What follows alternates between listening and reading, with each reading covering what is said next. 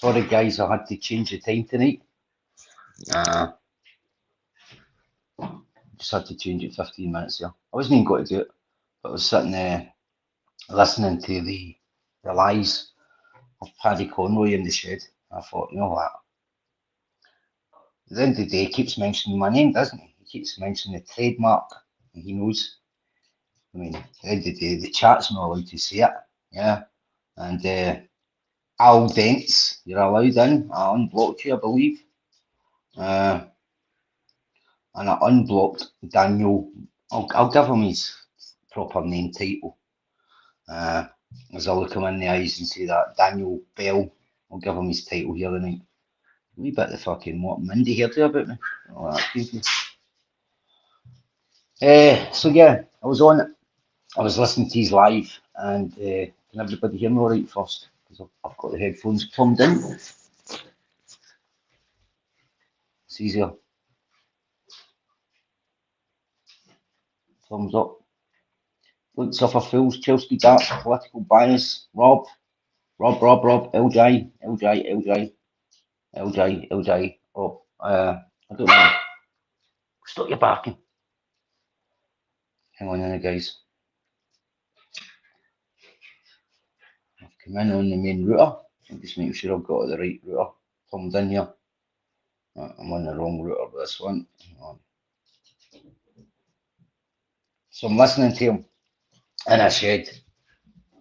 And do you know what I find even more humiliating or more childish than him? As soon as he gets kind of checkmate with stuff, he'll go to the homosexual. Oh, he's a poof, he's getting blowjobs off in the jail. He just diverts straight to, I mean, tonight he's blaming Craig, Video Craig, saying that Video Craig's got to go to Decca's mum's door. That's how much due diligence he does in a night, because the first I've heard of it, I believe Dr. Ratpool was playing some comedy stunt and saying he was got to go to Decca Heggie's door. I've never heard Video Craig saying it all week, not unless my ears have been painted, or maybe I've missed something. I can't possibly keep up with it all. So, anybody else fill me in with that? Is Video Craig announced that he's going to go to Decca Heggie's mother's door? You know, the convicted sexual predator, Derek Gordon Heggie. For the benefit of any police listening in, I'll be open and honest, as always. Humble, has Steve's channel official topic talk been taken down? I believe so, Chelsea. I had a message here that I've just noticed 10 minutes ago at 9 o'clock. I got a message to say, what do you call him? Steve had his official topic talk channel taken down by Jimmy O, the Joker for Wigan. That is what it is. Do I think it's right? No, I don't. Do I think Jimmy O is defending somebody without looking in at the facts and everything? Yeah, definitely. Jimmy O hit me with a strike. Will he pay for that? Yeah, most likely. But anyway, he's not important right now. He's a joker, isn't he? So back to Paddy Conroy, Patrick James Conroy. I'll give him his first name title tonight because I am calling him a police informer, and I don't want to be accused of sidetracking or causing any diversion. I'm calling him a point blank police informer, and that's the difference. It's like calling Decca Heggie a convicted sexual predator because you can prove it. Paddy Conroy is a police informer. Simple.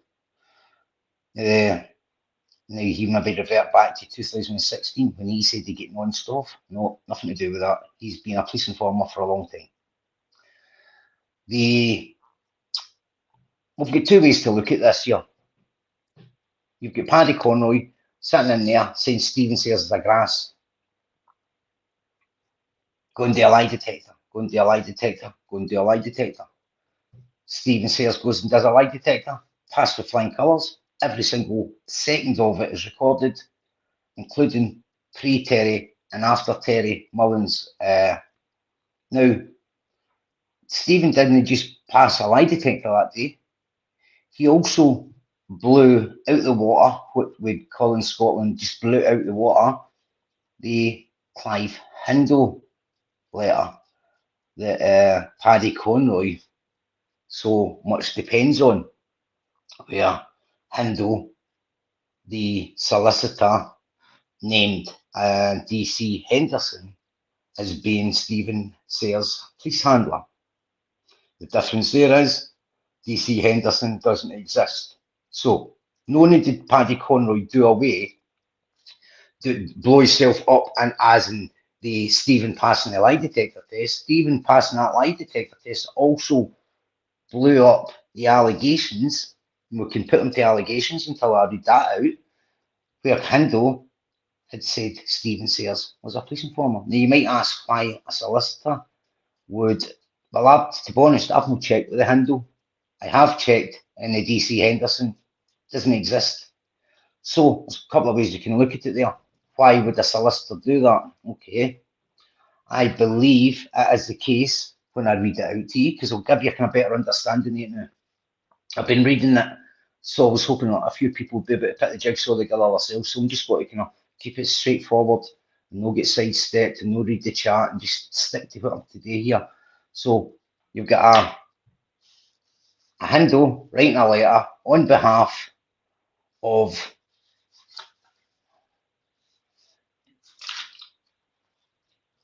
Donnelly. You've got Donnelly, you've got Anthony Weldon. I'm going to take these bloody headphones off. Take the headphones off because they're making a noise. So you've got Anthony Weldon, Tony Weldon, who was in Franklin Prison, Durham. He was category A, which I'll get to. Now, the other night there, I made a mistake. I made a mistake the other night there, didn't I? Because this is a statement here of David Glover, okay? This is a David Cleland MP, which we'll get to.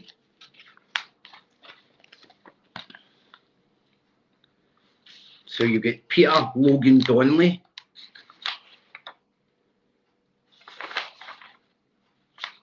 and Joseph Hunt. Now, I said that the Sayers family was related to the Hunts.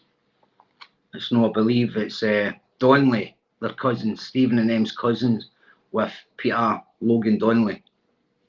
That was where I made the mistake the other night there, but we still got to the same thing. So basically, we have got this letter of Hindle, solicitor, saying that Stephen Sayers, etc., was a police informer, and he was given a police handler by the name of DC Henderson.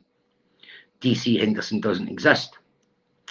Then you've got Tony Weldon, Peter Donnelly's mate, co-accused, making a statement on behalf of the Sayers, which we'll get to. But before all that, you've got, now I believe, as I'm bad with names, there's the Stephen, Michael and John's father. Now, is it Brian? Would they be correct in saying Brian Sayers? Is that right? Guys, can anybody correct me there? Brian Sayers, is that his first name? Rob, you alright, mate? Got a lot of Robs. Rob's a popular name here. Robert. So Brian Sayers, wasn't it?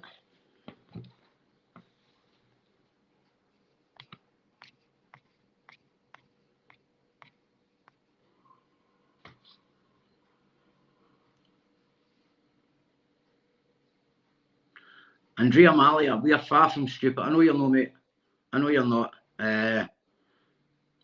John Brian Sayers, thank you. John Brian Sayers. See, actually, there's 3 Johns in our family as well. So John Brian Sayers was shot in the face. Right, we know this. He was shot in the face. He drove himself to hospital. Paddy Conroy was remanded, I believe, with the said man who shot John Sayers Sr. in the face. Paddy Conroy, yeah, no doubt. 2 seconds, mate, just 2 seconds, because I just want to make sure I've got names right here.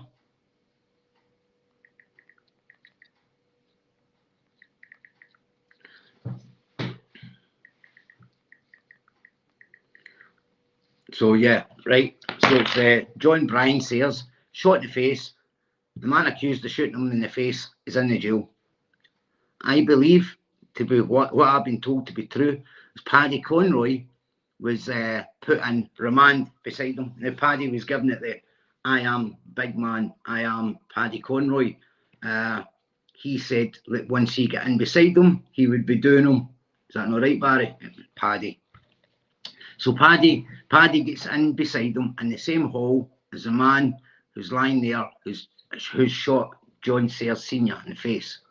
Paddy's going to be dealing with him, but Paddy befriends him. Paddy befriends him, doesn't he? Because the man who's lying, yeah, the man who's lying, right? He's like, I'm going to be, you know, I'm going to be I'll get him for you, shooting your dad and that, I'll get him for you. Paddy's went in and got the shitty arse about him. He's went coward, and he befriends the guy. The guy who's lying in remand for shooting John Sayers Senior has said he's got discs on the outside that prove the Sayers are Grassies. I believe there was maybe even a mention of a safe deposit box. Is that not right, Paddy? Where these discs were to prove that the Sayers were Grassies. However, turns out a safe deposit box, Paddy, is it a safe deposit box? Paddy might be able to tell you, you know, because I've unblocked Daniel Belknap. You can ask him tomorrow night, because he's not got to come into the chat here and ask you, is he?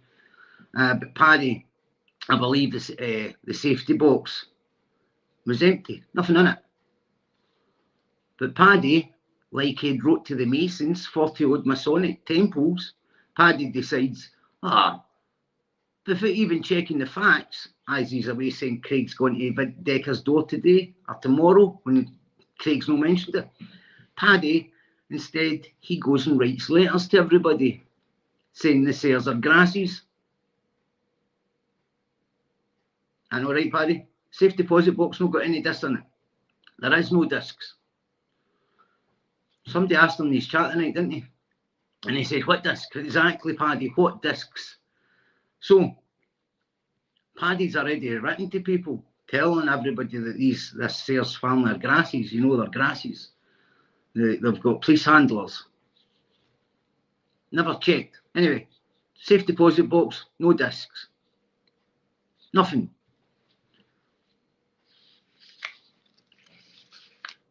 Then what happens?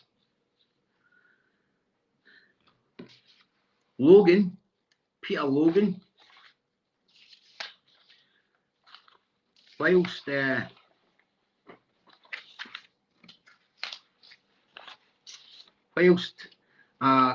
company man was getting security fitted and incoms for surveillance, basically, just to gather more evidence. I believe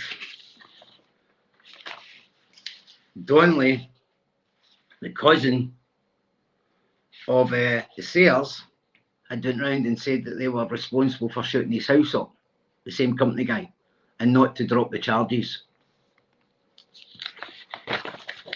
But Paddy's more disappointed at the fact,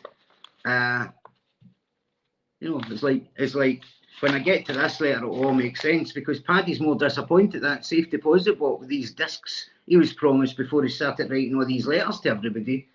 Like, and folk would say, Paddy wouldn't sit and write all the letters. No, Paddy would. He put up a post in his community post last week where he'd written to, in his words, was it 40-odd Freemason lodges to find out where members of a certain family were, to try and get them put out the lodge. He'd written to them all. Absolutely obsessed. But back to the Stephen Sayers lie detector test a second. When Paddy's been shouting all the years that Stephen Sayers is a grass, he's got a police handler, right? He's got this DC Henderson. So let's say, okay, DC Henderson exists then, right? Okay, Stephen, go and do your lie detector test. So Paddy's depending on three things. Not just Stephen failing that test. Paddy's also depending on, wait a minute, he can't pass that test because we've got Hindle there saying that DC Henderson was his handler. There's no chance he's got to pass that test. You've got Paddy running about with the word from somebody who promised him discs, and he's written to everybody. So he's like, there's no chance he's got to pass this test. He passes the test. So in Stephen passing the test, it blows the Hindle, the DC Henderson, which we've got to blow out the equation anyway because it doesn't exist. But it also blows Paddy's lie detector test out of the water. At the end of the day, he was saying Stephen Sayers is the grass, and there's this letter from a barrister. And by the way, Hindle wasn't a barrister; he's a solicitor. But you'd maybe say, why would a solicitor? I don't even know if a solicitor did do this. I've not checked, right? But I'm presuming he does. Let's just say that he did. Why would they do that? Well, I'll tell you why. If you've got your likes of Peter Logan Donnelly here, lying in jail, police informer, Supergrass, along with, what do you call him? Joseph Hunt, Supergrass. They've got handlers, haven't they? So they've got handlers, and the reason we can prove they're a Supergrass because I'm going to fucking read it out to you right now. So they've got handlers. So you've got one handler saying, don't worry about this, we can deal with this. We'll get Hindle to write a letter. They're that thick, nobody will fucking check. We'll create somebody out of thin air. This is what police have got that power to do things, guys. At the end of the day, it's your word against theirs. Now, what we could do, I could challenge Hindle if he's still about. I could challenge this, what do you call him? This Clive Hindle, the solicitor.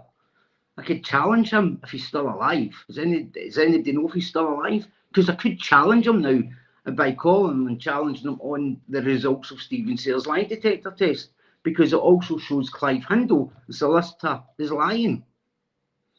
And if Clive Hindle was to then come and say, yeah, I still stand by that, where does that put you then, guys? You've not got any DCI Henderson.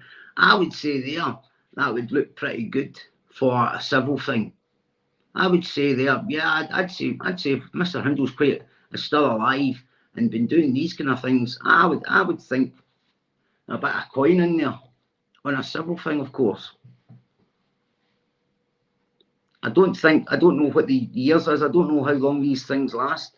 If you can sue people for whatever, but I'm quite sure if he was to come back and say, yeah, I still stand by that lie detector, I still stand by that today, yeah, that DC Henderson doesn't exist, was a handler for Stephen Sayers, I'm quite sure somebody's got a case there. So that might be a challenge set out for the next. That would be a good challenge. What would you get out it? Paddy's just got to brush it off anyway. It wouldn't matter. But on a professional scale, Clive Hindle, being a solicitor, not a barrister, I'd imagine if he's been a solicitor all his life, he'll be sitting there with a few. Well, I've never came across a cheap solicitor yet. Have you? So we've got Stephen Sayers passing the lie detector test, which then blows Hindle, right, story about a DC Henderson, which was already blown out of the test because DC Henderson doesn't exist. That's gone. So what have we got in Paddy then? Well, we've got David Glover, a Supergrass, who's come out and said, yeah, I did. But whilst I signed on the line to become an informant, yeah, no short after that, Paddy, whilst telling me when my head was up my ass that Michael Sayers was shagging my missus when he wasn't, to pin the murder of Viv Graham on Michael Sayers. Where does that leave you? Ask Paddy, did he tell me to pin the murder on Michael Sayers of Viv Graham? Ask Paddy, do you like detector and that? Paddy refuses to answer.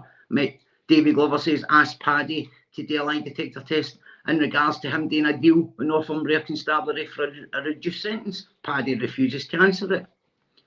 David Glover says, ask Paddy the question if he interfered with the gun that killed his brother. Paddy refuses to answer it. So that we've got a lot of Paddy's not answering to things. So what have we got then with Stephen Sayers being the grass that they claimed? Well, we've got him passing a lie detector test with flying colours. We've got or should I say, we've not got a DC Henderson, because the DC Henderson that Clive Hindle was saying, where is he? Where is he, Mr. Clive Hindle? Where is this DCI Henderson? Is it pulling out your pocket or something? At the end of the day, you put a letter to somebody, or again, because I've not checked the letter, I may be ripping into Mr. Clive Hindle for nothing here, and maybe that somebody's just made that letter up. Nobody's ever checked it, but I presume somebody's checked it. I'd like to think so. Somebody's checked that letter. Maybe we should check in it. So, what have we got to say, Paddy Conroy? And this is where I'm going to go. And this will be mine. If Paddy tries to put me in court, I've already said to him, I will be subpoenaed, his ex-wife Maureen, to court with the court injunctions that he got put against him to say when the judge stated him a danger to his own children and to stay away from him. I would subpoena Maureen to court. I would need to, in my defence. And in calling him a grass, I'd be using MP's letters. Because all I'm doing is reading out words of an MP.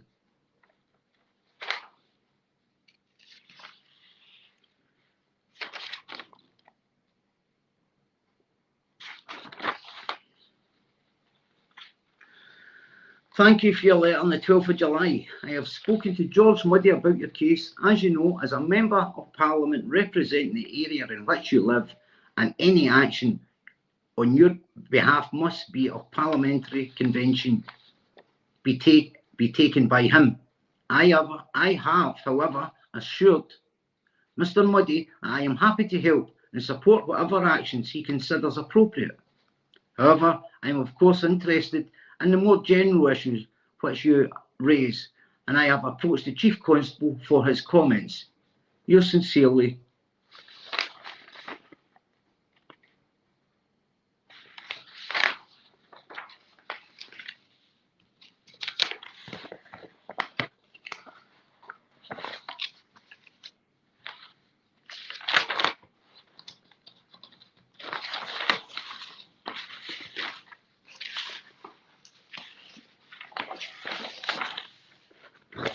but before I read that, let me read you Anthony Weldon. Tony Weldon, currently HMP. So Tony Weldon, right? So we've got Donnelly, relation cousin of Sayers.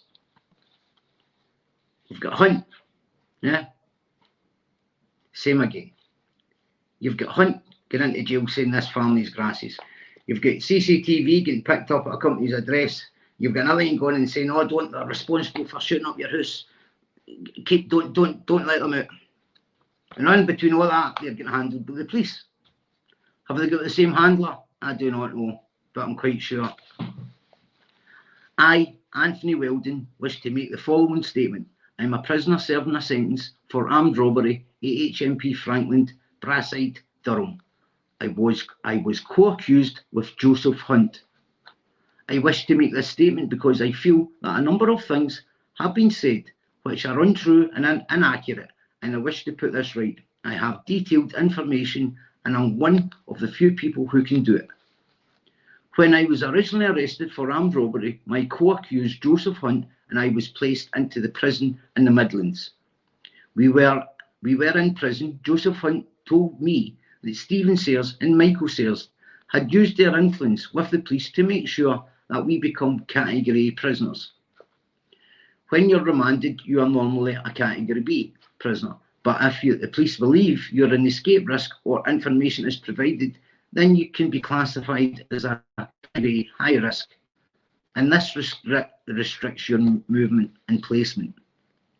I have known Joseph Hunt for many years. I have known Joseph Hunt all my life and regarded him at that stage as a very good friend. When he told me this, I believed him. I had known Stephen Sayers and Michael Sayers for much less time, and I thought I could trust them. But when this information came to me, I was very suspicious of them and very annoyed at their intervention to get myself and Joseph Hunt Category A prisoners. During the time that we were on remand in the Midlands, we had to make a number of appearances in the Magistrates' Court. On one occasion, there was an application made for bail by Joseph Hunt, and that application information was put forward that the businessman, who a local businessman, his name's covered it again, lifelong anonymity, yeah, who is a local businessman, would be prepared to stand surety in the sum of £1 million. This is the figure I was told from Joseph Hunt. I do not know the exact figure of how much he was putting forward. I do know that Hunt and the businessman worked together. Hunt was the businessman's security advisor, but had a good friendship with him. Joseph Hunt was somebody who knew how to handle himself. At this bail hearing, I was not present, but I heard that DCI Hepworth had been there and had made an application for bail on Joseph Hunt's behalf. When I got this information, I was very shocked and surprised. I could not understand why a police officer of his rank wanted to do Joseph Hunt a favour. It also made me start to become very suspicious of Joseph Hunt. Again, he was a very close friend, and at this stage I could not doubt him, and I thought that he must have a plan. I was told by Joseph Hunt that the reason that DCI Hepworth was there was clearly that he had done a deal with Hepworth to throw in some Semtex and some guns, and this obviously would keep Hepworth happy, as this was the reason why the police were putting in for bail for him. Joseph Hunt did not get bail. He was told by Hepworth that he could get 18 to 20 years for armed robbery. The next thing that happened was that I'd heard that Stephen and Michael Sayers had been arrested for blackmailing. I also blackmailing the businessman. I also heard the Sayers brothers that Joseph Hunt, who is a friend of the businessman, had set them up and was in close contact with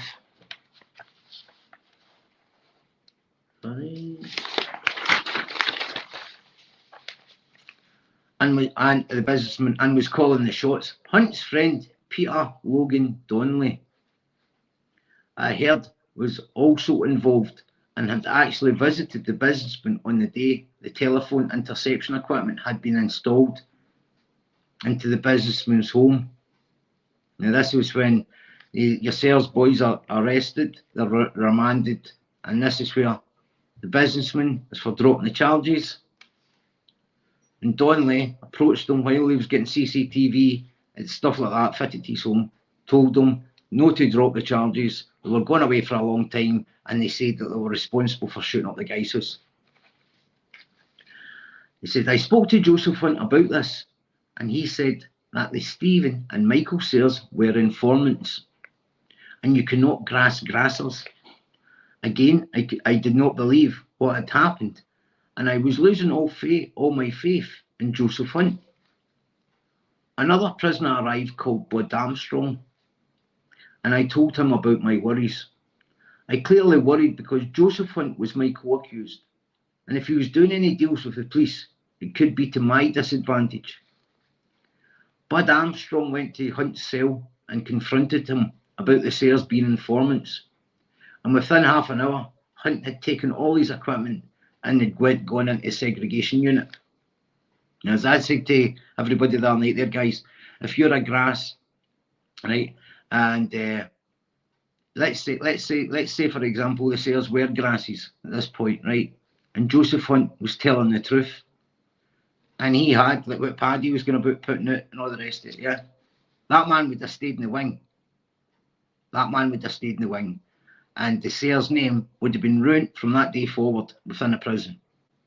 But, again, it's easy to blacken people's names. And what happens is, if you're not telling the truth, and you just go and call somebody innocent a grass, what happens? You can down the stair. And that's what this one's done. Another prisoner arrived called blah, blah, blah, blah, blah. Okay, so hang on. Bud Armstrong went straight into Hunt's cell and confronted him about the sales being informant. And within half an hour, Hunt had taken all his equipment and had gone into segregation unit. This was obviously starting to be the proof that Hunt was informant on the Sales brothers, and that he was worried for his own safety. You do not go into segregation unit in situations like this. And you don't, anybody that's been in jail will be able to confirm, doesn't matter who the fuck you are, if somebody's a grass, they're a grass, and you'll have the whole hall backing you up. That's the way it works. If he had been speaking the truth, he would have been able to stay on the wing and sort it out. The next thing that happened was that I was a Category A unit, and my window overlooks the exercise yard, and it can be opened. I saw Hunt through my window, my cell window, and I started to talk to him. Hunt confirmed that he had grassed the sales, but he said that you cannot grass on grassers because they already paid informants. He also said that DCI Hetworth was going to help him with his sentence, and he might get an 11-year sentence rather than an 18-year to 20-year sentence for the work that he had done. I could not believe it. I was disgusted. That was one of the few occasions I saw Hunt. The next thing that happened was Joseph Hunt's solicitor, Clive Hindle, wrote me a letter in which he stated that Stephen Sayers and Michael Sayers were informants, and that they had been handled by a National Crime Intelligence Service officer, DC Henderson. So, it's not just Sauchiehall Hall Street cops here. No, we're going down NCI. We're going down NCI. So can somebody of that high integrity here within the kind of national crime unit would exist? Yeah. You should just, but you can find out if you get any copper's badge number, you can go in there and you can find out there. If they exist, maybe not find out a hellish lot about them. No, due to safety and stuff like that. But that's what their caller number's for. That's their identity. Yeah. We've not got a number. We've just got a name, which makes it difficult. But again, because he's mentioned NCI, Service Officer, DC Henderson, again, it'd be easy to find. It's not there. Have a look. Go and have a wee look. I'm quite sure. Just go in and see. Again, we've not got a police number to go on. We've only got a name. You would think somebody with that kind of integrity would have a name and a number, but no number, just a name, which makes sense now because the name doesn't exist. This information again muddied the waters, and I could not believe who was telling the truth. From this point on, I kept a distance from both Sayers brothers and Joseph Hunt. I simply wanted to keep out the crossfire so that nothing would affect me. So the guy's done the sensible thing. He's got Hunt saying that, but basically what's happened there, Hunt's solicitor, Clive Hindle, yeah, well, we could say Clive Hindle's been in with, I better watch what I'm saying, yeah, because at the end of the day, I'm selling close to the wind, but what I'm saying here is that you'll not find a DCI Hetworth, fucking Henderson within the National Crime Intelligence.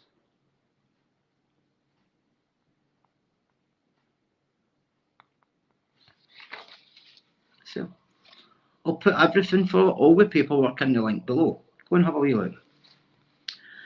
Again, the information muddied the waters. I could not believe who was telling the truth. From this point on, I kept a distance from both Sayers brothers and Joseph Hunt.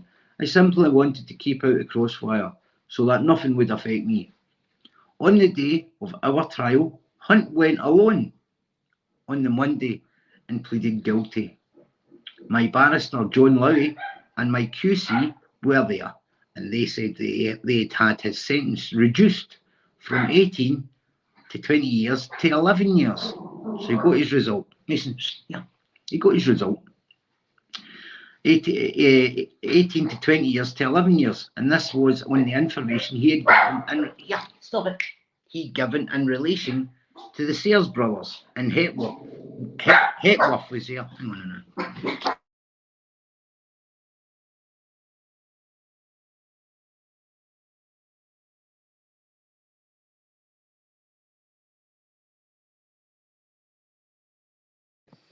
It's because I'm shutting the door. Stop it, it's me.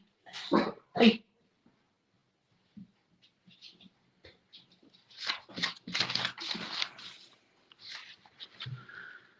When this information came back, I was devastated because this is the final proof that Joseph Hunt was an informant.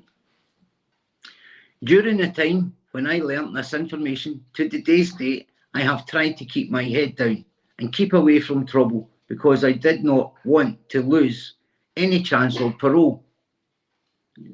I am now a Category B prisoner, but feel that enough things have been said which are totally untrue about the Sayers brothers, and I want to put things right.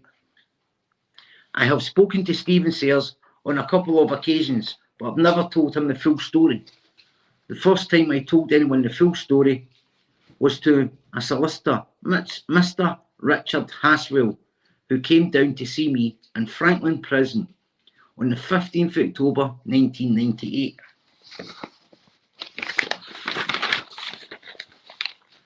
I wish to state that this is true and accurate statement, and I am prepared to attend court and give evidence if necessary to put right or wrong.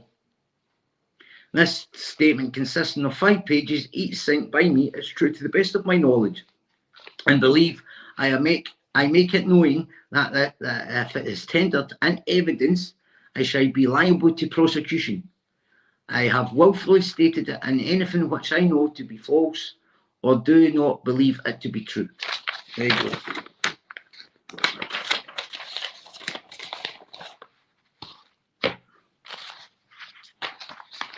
Paddy Conroy, Clive Hindle, was not a barrister, he was a solicitor.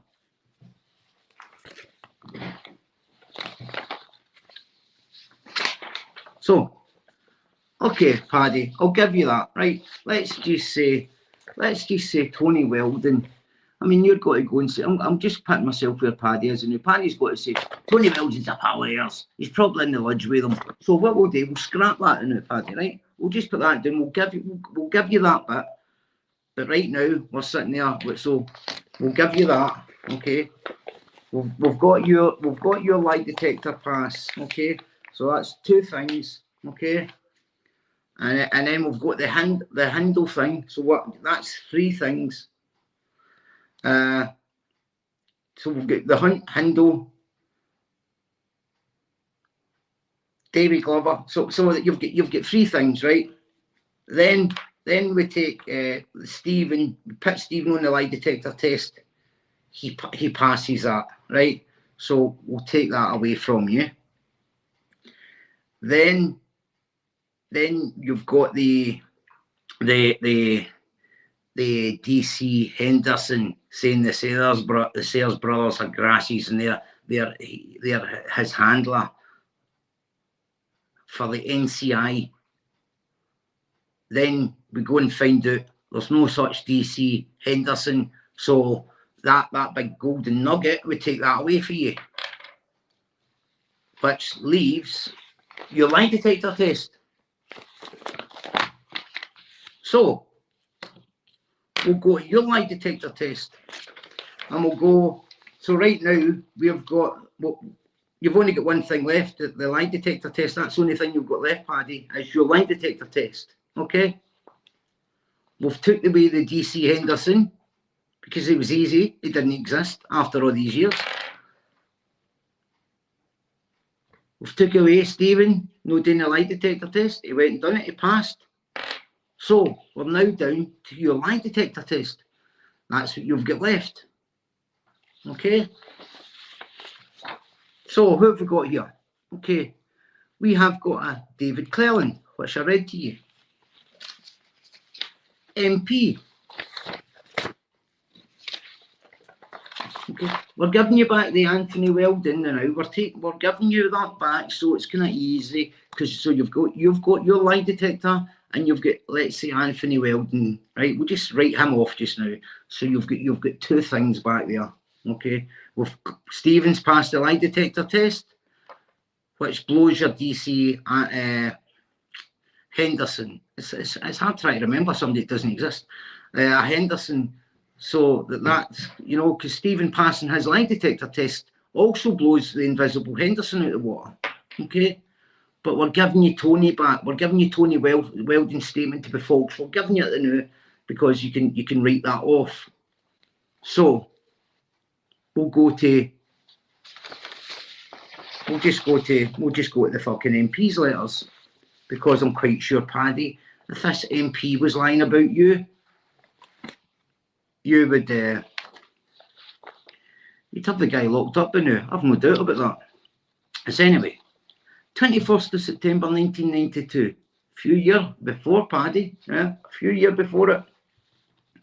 You know, you said you never lost your morals until 2000. You were still an old school villain until 2015, 2016, when you made not just one, not just two, but 5-page statement against Stephen Sayers, which we've got it all here.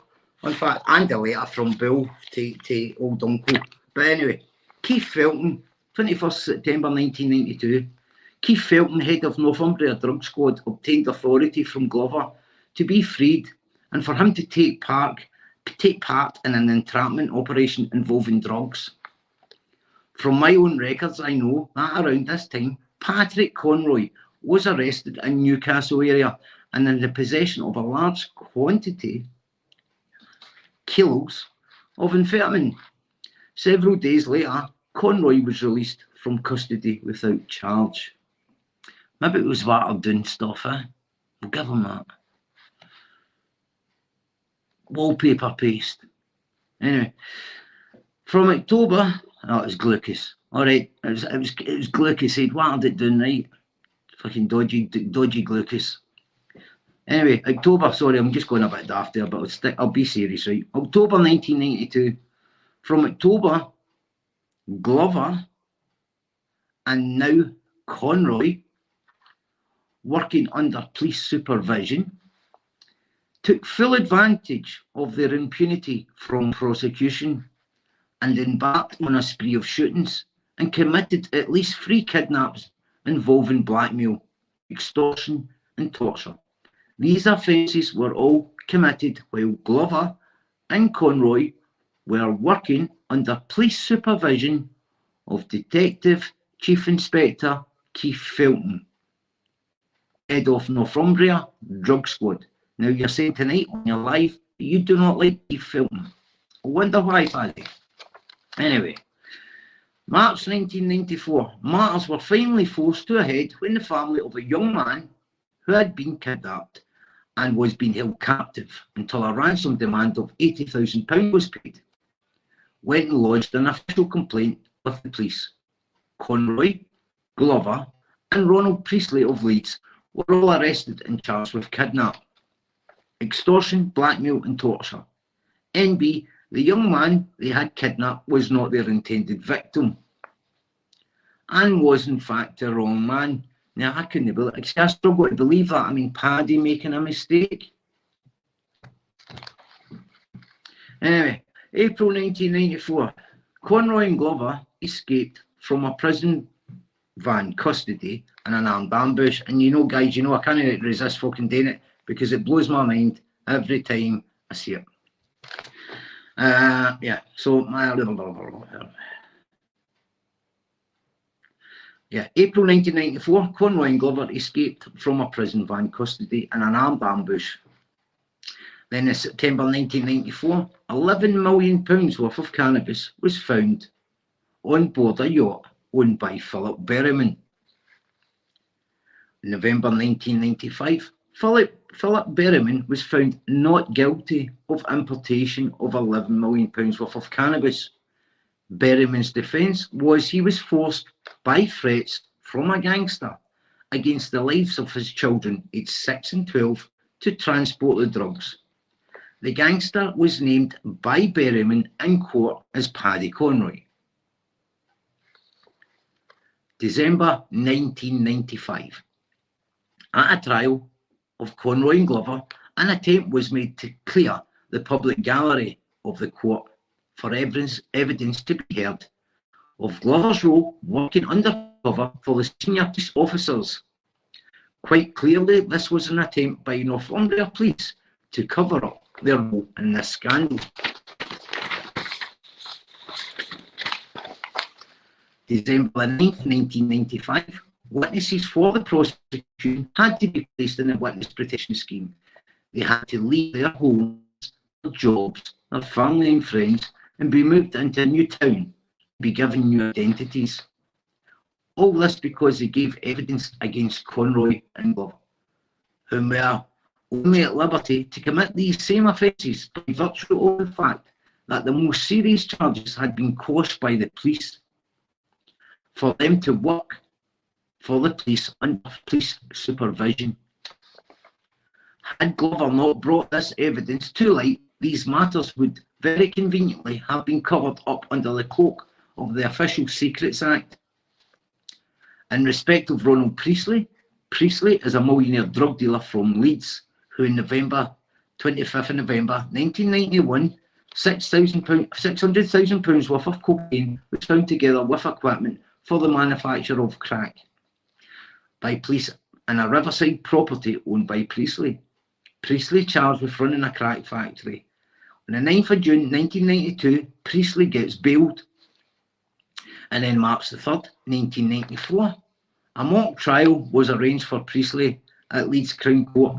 The judge threw the case out, this despite overwhelming evidence of Priestley's guilt. But I thought Paddy was never into crack. I thought he was never going. He was only into a bit of puff, as you know. He never ever says to you about being friends with any crack. Oh, but wait a minute. David Glover, paid from the neck down, did announce that Paddy was friends with a coke dealer for Leeds. But then again, I've stopped believing Paddy Conroy for a while now, guys, so I've took the blinkers off. And I hope you're in the chat there, Daniel Bell. I'm not reading the chat until I'm finished, but I'm quite happy to answer your questions if you keep your manners about you and be sensible for once in your life. Anyway, March the 29th, 1994, 26 days after his ordered acquittal, Priestley is arrested and charged for kidnap, extortion, and blackmail. Conroy and Glover are his co-accused. May the 19th, 1994, Priestley gets bail again. September 1995, kidnap, extortion, blackmail charges against Priestley are shelved. This despite tape recorded and video evidence against him. The kidnap victim had to be released from the captivity of Conroy and Glover in an armed siege by police. Last year, at an inquiry by the Association of Chief Police Officers, the inquiry warned that the police network of informants was out of control. It said informants had dictated the course of many investigations and even influenced prosecutions.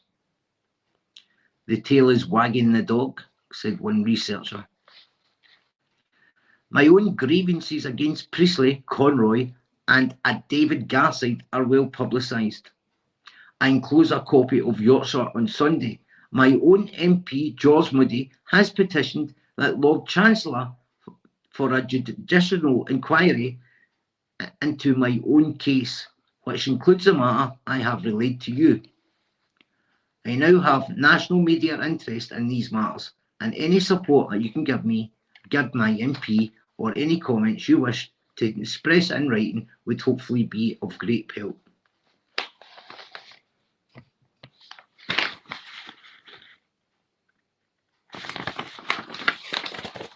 So, We get a reply for that.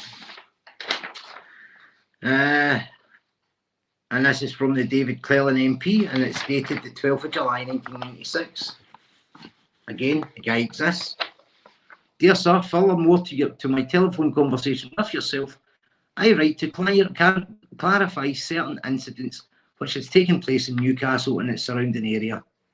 These incidents may well directly involve your constituents who are not in a position to complain to you by virtue of the fact that the truth has been hidden from them under the cloak of the Official Secrets Act, P1s. These incidents raise grave concern into the way Northumbria Police have carried out operations in your constituency. Number 3, attempts were made at Newcastle Crown Court to clear the public gallery for evidence to be given in secret against all the principles of the British justice and democracy to cover up Northumbria's police role in this scandal. These incidents and others like them occurring all over Britain are a damning indictment that the policies adopted by the Conservative government, the party of law and order, to combat the ever-growing menace of illegal drugs. These policies designed to stem the flow of drugs in and into Britain have been a total disaster. In this respect, I write to you as an MP for Newcastle and the opposition MP. These incidents in the Newcastle and South Shields area relate to the activities of 2 Newcastle gangsters named Patrick Conroy and Davy Glover. Their gang and a gangster from Leeds named Ronald Priestley. I enclose copies of witness statements by Detective Sergeant Ian Graham Smith and Detective Chief Inspector Keith Felton that were produced at Newcastle Crown Court for Glover's defence.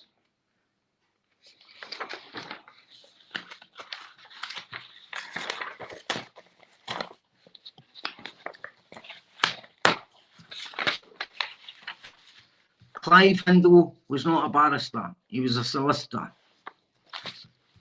To date, Paddy Conroy has never been questioned or charged or anything regarding any murders. None. Paddy Conroy, I would think Paddy Conroy, we're reading that because we've just the DC Henderson that Paddy Conroy's depended on all these years doesn't exist. So that takes that away.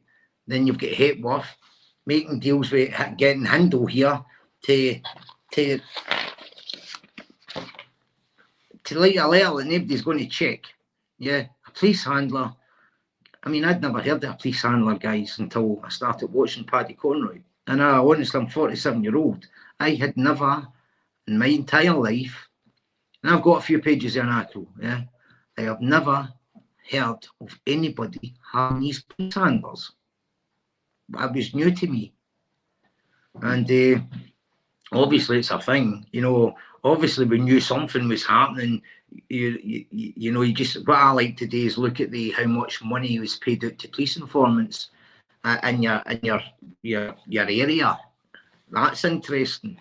And it always kind of fucking, when you see the figures, you think, wow, you know, that it can open your eyes. But again, they kind of give you, they make it hard for you because they give you figures that's flung over 4 years.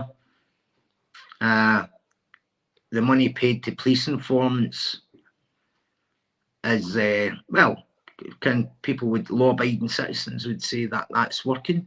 However, I think when you look at, well, if you look at, for example, the Hayes, or whatever you bloody call them, there was a supergrass for John Henry Sayers when John Henry Sayers was remanded for the conspiracy to commit murder on the Friday night murder investigation.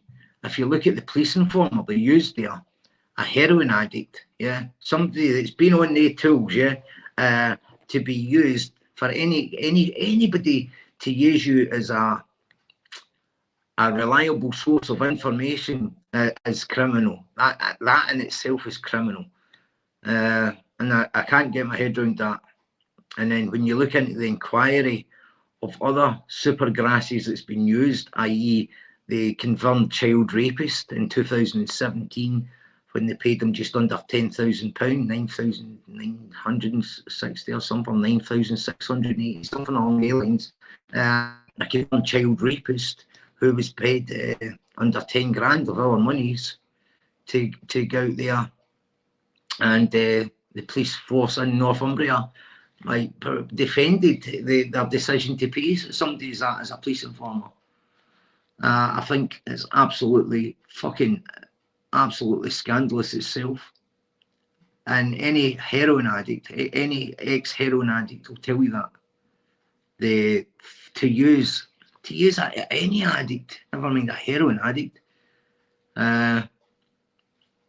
I just don't know how they get away with that, I suppose, until somebody challenges them on that.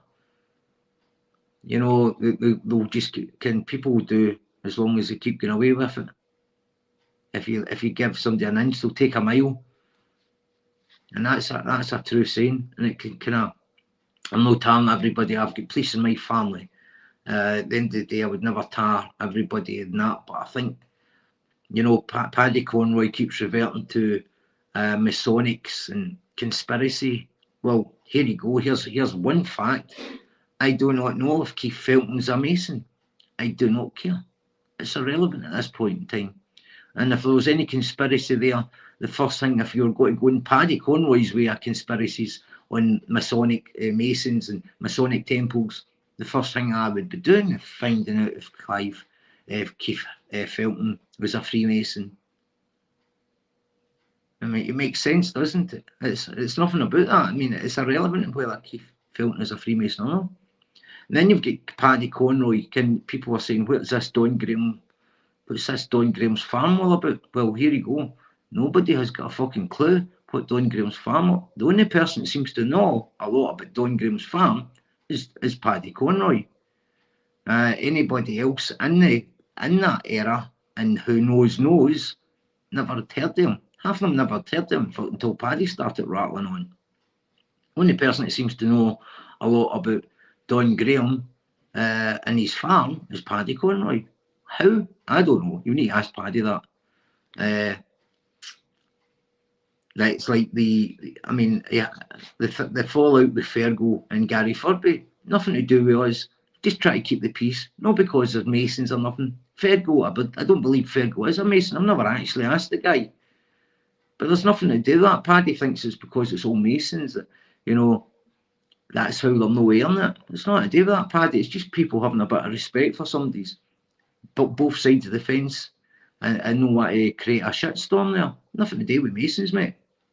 I don't even think Fergo is a Mason. I've never asked the guy, and he's never mentioned it to us. But I think it's just out of respect, Paddy. That's all it is. You shouldn't be telling these kind of stupid things into a conspiracy, because it just makes you look absolutely bloody stupid. It's the same like when you went after Steve Rafe. I mean, you couldn't get him on something, so you went straight for the sexuality bit, because why? Because, well, personally, and I hope Steve doesn't see this and take it wrong, but I seen Steve Rafe as being the weak link, as in not the fighting man, not the gangster, and somebody Paddy could easily intimidate. You know what I mean? That's the way I seen it. He went straight after. I mean, at the end of the day, Steve Rafe's a bloody, it's not to do with Masons or that. If you're going to be doing a true crime offer and keeping respect out there to be a true crime, Ken Paddy doesn't get the word true crime offer. You need to have a certain degree of loyalty, and at the end of the day, that goes for everybody. That's not just a one-sided thing. I mean, Paul Ferris, I believe, is not a Mason. So because Steve Rafe did Paul Ferris's book and the two of them are friends in that way, does that mean there's a conspiracy there as well, Paddy? Of course there's not. You know, where do you stop here? I think people gain respect. It's you know, it's gained, it's earned, and I think as soon as you lose it, why has Paddy Conroy got a thing about Masons? I'll be honest, I get told to get blackballed. However, I can't prove it, okay? I get told that he had high hopes of being introduced to a lodge and he get blackballed. Whether or not that, I can't prove it. That there I can prove there, but I cannot. Now, it would make sense because Paddy Conroy probably loves the idea and the fixation in his brain of joining a thing to know secrets. You know, I think that's basically, and because he cannot ever get into that, because of any conspiracy or anything against him, just because of the type of person he is. Nobody would want him. You know, would you want Paddy Conroy working in a swimming pool teaching your kids to swim? Would you want Paddy Conroy going out in your stag night? You know, no, you wouldn't, because he would just bring fucking trouble, wouldn't he? So that's the way Masonic Hall would be. That fuck that, no want that fucking head case in here. Bad enough the fucking head cases we've got. Said that head case. Plus, at the end of the day, again, people would say, again, the reason Paddy when he couldn't keep a secret. You'll find a lot of people in life who can't keep secrets, but they join the Masons, they can keep a secret. But Paddy would just never get in, because he wouldn't have enough people that he would associate with that would vouch for him. You know, because he goes against everything. Becoming a Mason tries to, you know, if I went a bit more, anybody that I know that's went to the Masons, they've just became better people. They help people more and understand things a bit better. You know, that's basically when somebody asked me how I would describe it. I'd say just a boys' club where nobody looks down on each other. Everybody's on a level, and you can go and have a drink. You can come home and your wife's not asking you what woman was in the other night. And you know, that's quite an easy way. Couple of questions asked. One, do you believe in God? And two, do you agree not to speak about politics? But Paddy says, you know, you can't speak about politics, but all the bastards are in politics. But that's not, it's just a rule. You know, it's just something you agree to, you know, to become. Imagine going in there, you know, and just all of a sudden your Labour's got up for the Tories are voting everything again at your meetings before voting night. Could you imagine? That's why it's not what it's for. Again, you know, sometimes if the quicker they open the doors, maybe the better. The average age for a Mason, I think, is 65 years of age. It's certainly, you know, the lodges are certainly nothing like as busy. Some of the small lodges might get one or two candidates a year, but the older generation are dying off as well. So, you know, it needs a continuous. Some of the lodges some of the lodges, my family and that were involved, are really busy lodges, but a lot of attendance at them. A lot of people comes, you know, and they'll travel all about the country and that, and it's good because, again, I've seen people having absolutely no confidence in life and joining the Masons, and then within a year or two, they're shining with confidence. You know, just a confident person, and well, kind of, yeah. Paddy would never fit that criteria because he's not that. He goes straight there if he can on a like him going for Steve Rafe. Steve Rafe, he's had a private school and he was sitting in the crazy knees. Can the crazy be rubbing his knees and everything? You know, and you'd maybe say that's just Paddy's humour. Okay, you could give him that. And it's funny, but it's when he comes out with this more serious side, and he takes the humour to a next level and tries to make that humour fact. And that's where he fucks up, and that's where people dislike him. The way he speaks about women in general, there you go. Personally, I think he does nothing but perv over Anna Conley. That's my personal opinion on it. He's just an old pervert. Any guy that can sit there and have a lady come into his company and say, you know, look at the tits on you and that, you know, for a woman your age and everything, you know, the big tits. I mean, that'd be like looking at my grandpa. My grandpa would never speak like that in front of women. You know, it's just it's disgusting. I mean, we've all got a bit of humour, but you don't wait there to, you know. It puts me in mind of the grease monkey who would work in the garage, and just perv over every bird that come into the coachworks to get something done to their car. Just a proper wee perv. He just puts me in mind of one of them. And rather than thinking it, he says it out loud. And yeah, at the end of the day. So I think, why do I think Paddy's like this? I do blame the cannabis, personally. I think if Paddy stopped smoking cannabis, it would maybe take him 3 or 4 months to get it out of his system. And then I think Paddy would actually sit back and sit down and look at how much a fucking tit hit he's made of himself. Because none of the rest of his brothers and that's like that.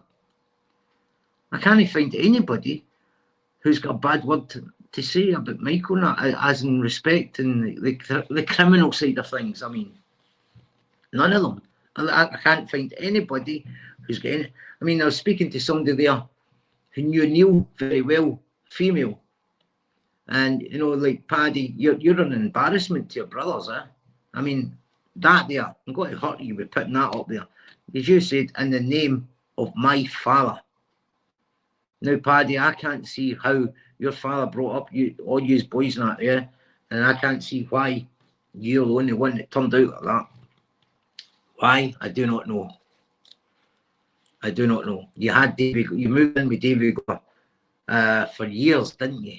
I mean, you were scared of Davy Glover, Paddy, but let's face it, Davy Glover couldn't write nor read. You were Davy Glover's brain, okay? You were the one that was boasting that you could make this and make that. Davy Glover was the fire-in for you. You paid him in dribs and drabs. However, you did pay him, but it was in dribs and drabs.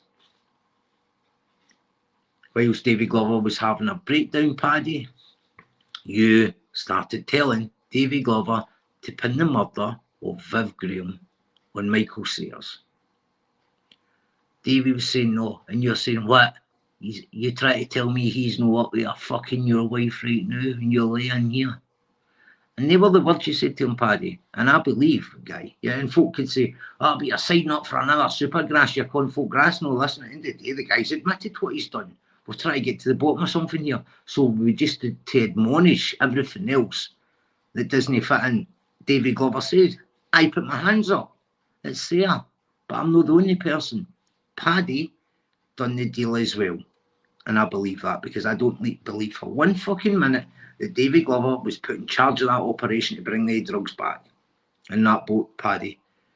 And you can say, even if you were to admonish everything here that I've said tonight, right, that still would not make sense. But why would a man who couldn't write nor read, and you, being the brain, be you were scared of David Glover, yeah? You were terrified, and still are, I believe you still are. But there's no way in this God's creation, Paddy, would Davy Glover be left in charge of that operation to bring the drugs back to this country. You know that, I know that, and so does everybody else looking in. Know that no chance. Because of why, Paddy? How could that man go across all these places, yeah? No being able to write nor read nor nothing, you know, I'm not doing, talking to David Glover here. He said he never had the education. But Paddy did. Paddy had the basics. Then, Paddy, I think because you never had what it took, to become Michael nor Neil. You didn't have what it took to be John Henry Sayers or Michael nor Stephen.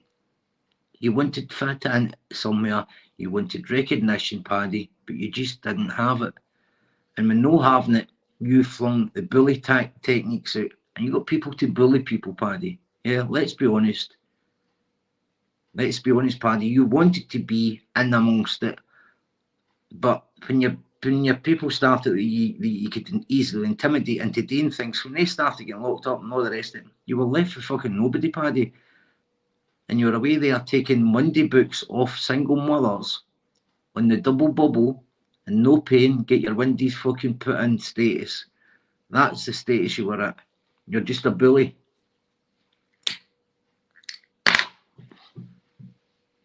You made a 5-page statement against Stephen Sayers, Paddy. Yeah, of a Facebook post that you put up. You put a Facebook post up. Why? We do not know. Nobody knows why. We don't know why. Why you put that Facebook post up? I've said things like maybe Maureen was going to go and tell the street Paddy what you were doing. I do not. Nobody knows why you put the Facebook post out to say that you downloaded stuff onto the family computer, spam, and Maureen had seen it and told you to get it off. She didn't look age. That was your words. Nothing happened at Dave Courtney's night, because again we've cleared that up. The only night Stephen Sayers met Dave Courtney was in 2009, Paddy. And it's just, as I said, hundreds of people goes to these events. I'm not going to say it was 2009 and Paddy then produces a fucking picture in 2015 and Stephen Sayers is sitting there with hundreds of people. Remember, that ain't happening. It was 2009. Paddy stops talking about the Dave Courtney thing now because he knows he's nowhere to go with that. There was a Facebook post put up, Paddy. You've seen it. You put it up. Bom's seen it. It went between Bomb and Stephen Sayers. Stephen put it out. You were running about calling the guy a fucking grass Paddy for 20 fucking odd years. But yet you'd never been arrested nor fucking questioned or nothing but over anything. Your family, yeah? Maybe your brothers have been mentioned and things, but you haven't. Hence the reason you can't give us any arresting officers. You're asking me to go and show you where you got me arrested, and I'm saying to you, you show me where you didn't complain to the police about me. You put up emails, Paddy, saying that you wanted the Harry Fullard videos investigated, yeah, i.e. fucking humble dryer. You then push fucking, what do you call them, Burkett and Decker to go to the police and make a complaint about me, trying to insinuate that I broke into the ACRO office. Why? I don't know, Paddy. I can only think, Paddy, that you were panicking that your ACRO might be the next one to arrive out there. And I totally believe that from the bottom of my heart.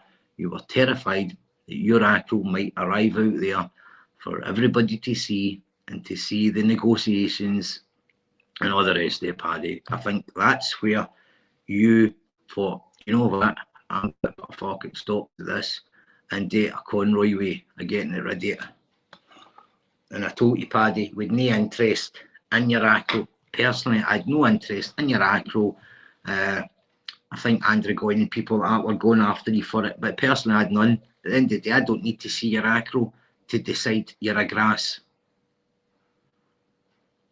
But again, I didn't go out and call you a grass, Paddy, until with good reason to believe that you were a grass. And tonight, I'm saying that Patrick James Conroy is a police informer in the past.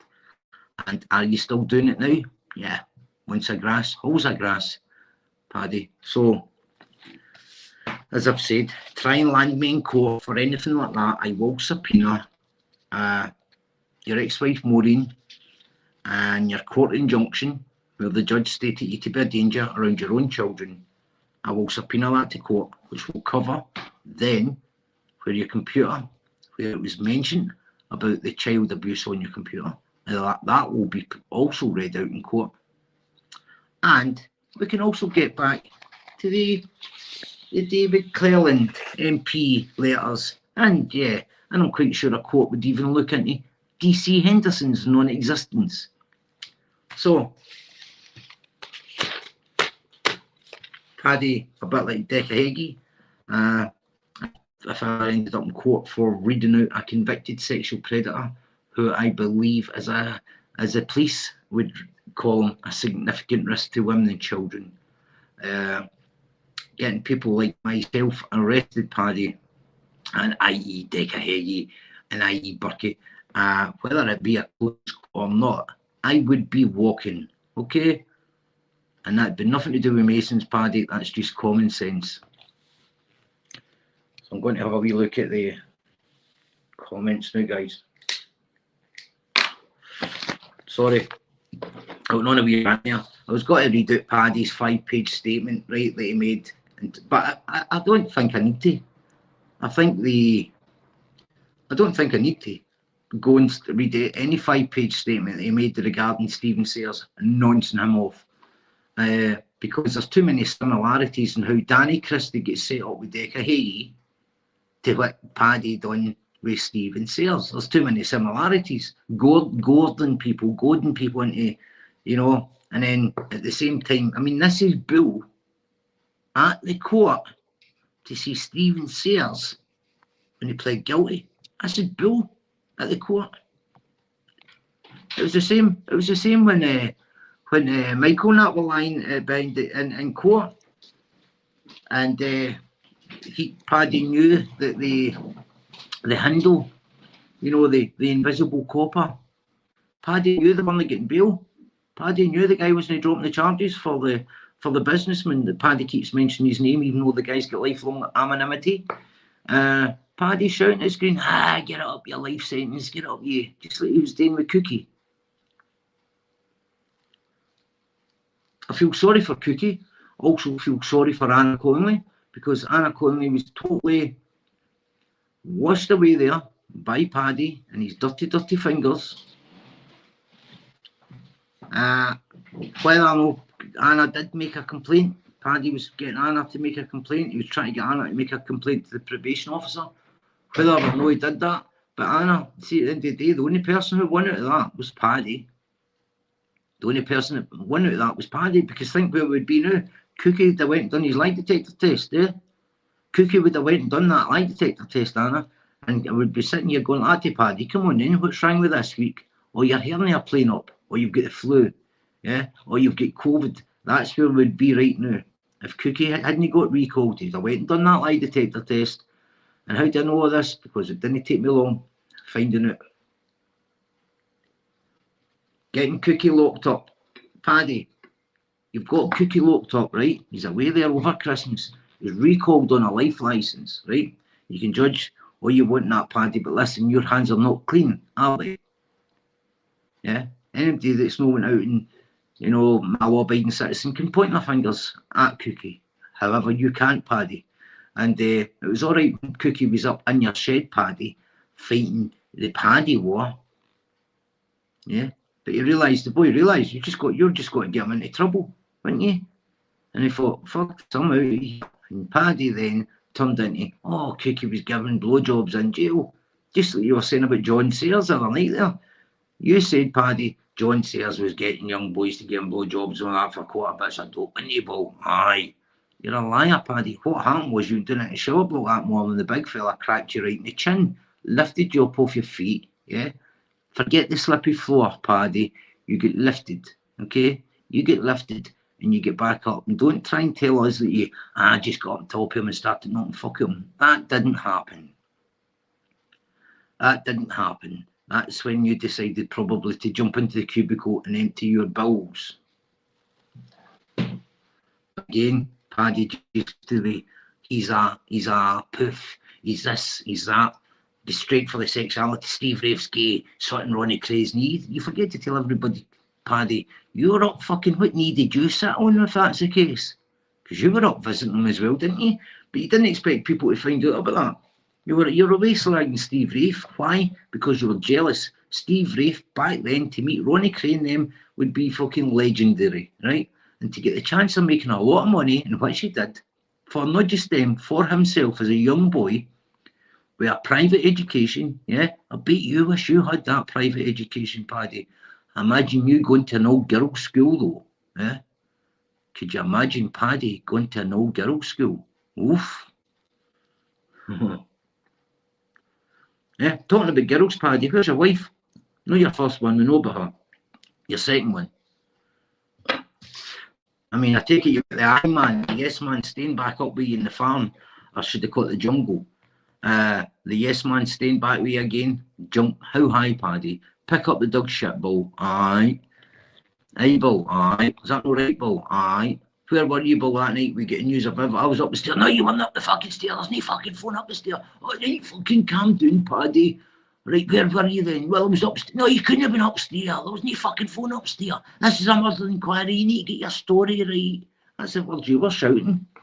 You're shouting like a fucking heat case. There was no phone up fucking stairs. This is a murder inquiry. You're panicking because you've come home after the military drone exercise over your fucking your estate.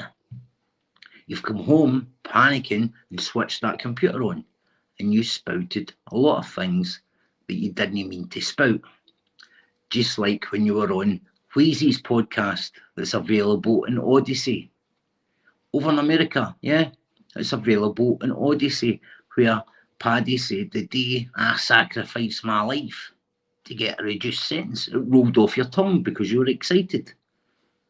Yeah. And the cop we were working with, you said, not just Davey, you said the cop we were working with. It rolled off your tongue because you were excited. You stuck yourself in. But again, you just got to put this down to, oh, he's doing this because he's fucking Humphrey's foot soldier. I mean, Paddy, why don't you tell the people who the Winter Hill Gang really was? Because I'm going to keep just nipping at you until you say it.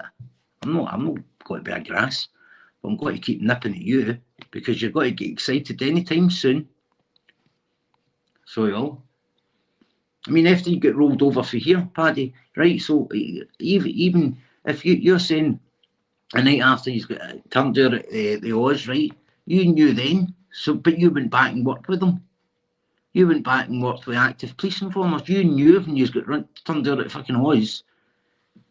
So if that's the case, why did you go back then and work with, as your words, police informers, with handlers? Why do that?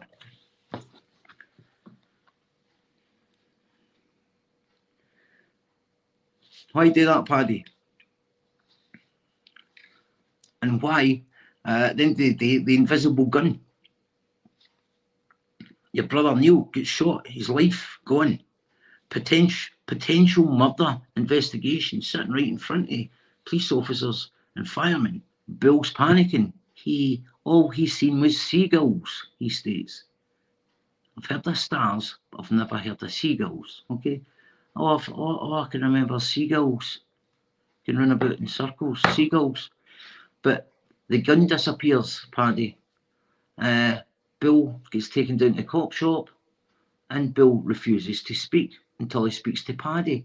But Paddy's brother's lying up there where the bullets went right up him, isn't he? So your brother's lying dead. You don't know if your brother's just been shot, Paddy, get murdered. You don't know.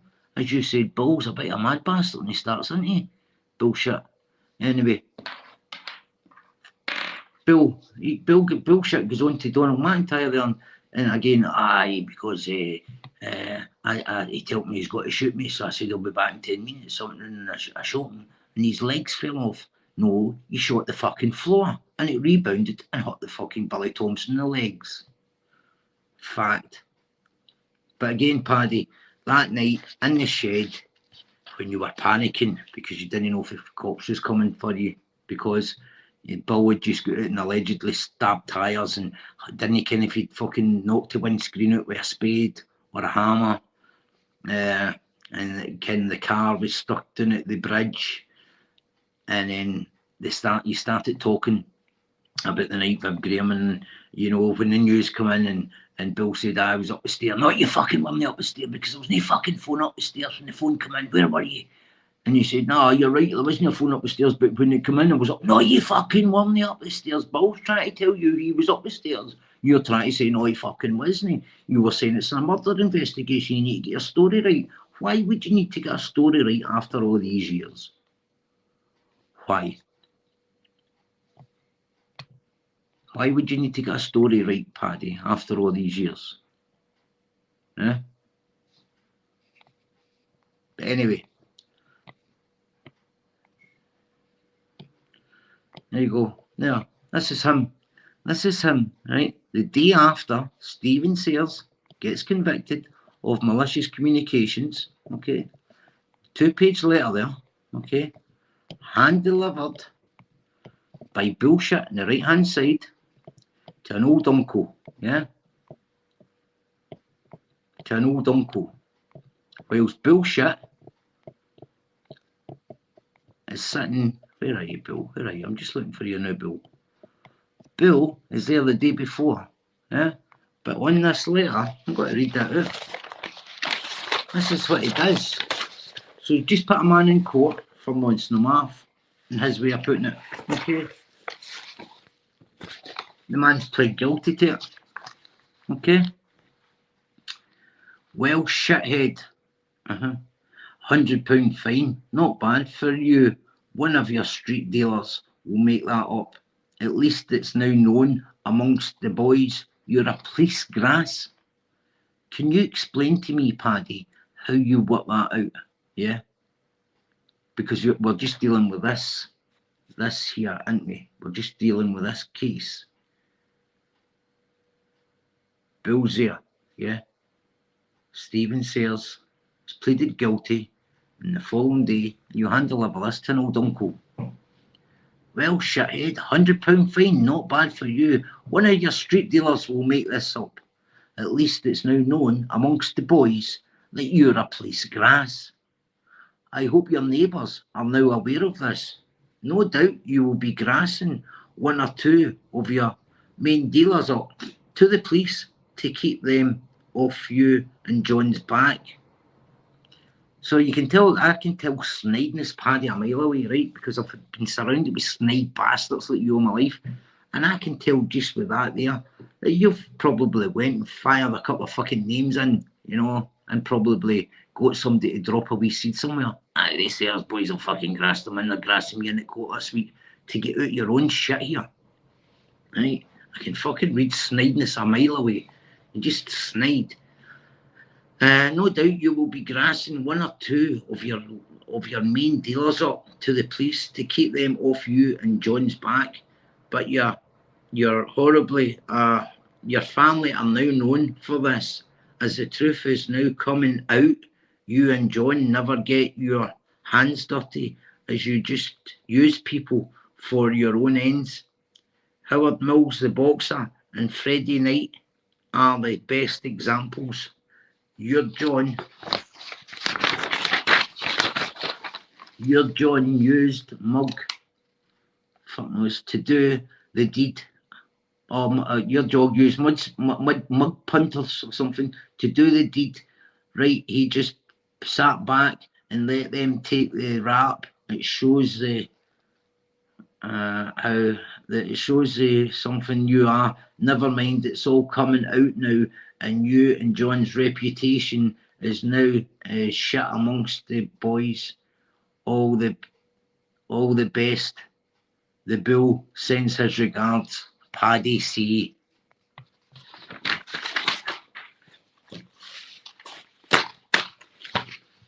Clive Hindle was a solicitor, not a barrister.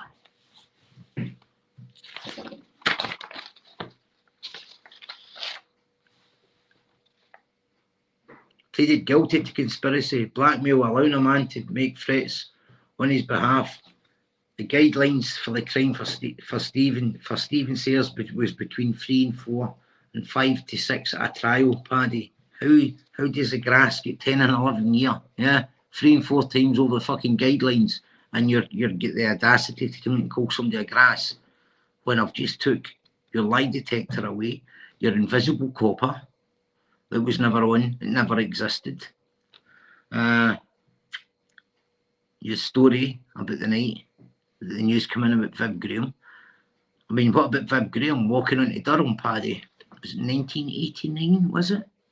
And he clocks you. Oh, Conroy, I'm having your fucking jaw. You went in and shat it. You shitty ass Conroy, you went in and slammed the door shut, didn't you? But you waited till you were on the court. Were you going to court the next morning, Paddy? Were you getting transferred down back at 6, 6:45 in the morning? And you could, but Big Viv was coming down the other way as well, didn't he? But you were surrounded. You were like a fucking rattling tambourine. You waited till you got to the top of the hall and shouted, thinking fucking Viv is in his cell. Graham, I'm fucking doing you. Hey, Paddy. It all comes out in the end, doesn't it? It all comes out in the wash. It all comes out in the wash.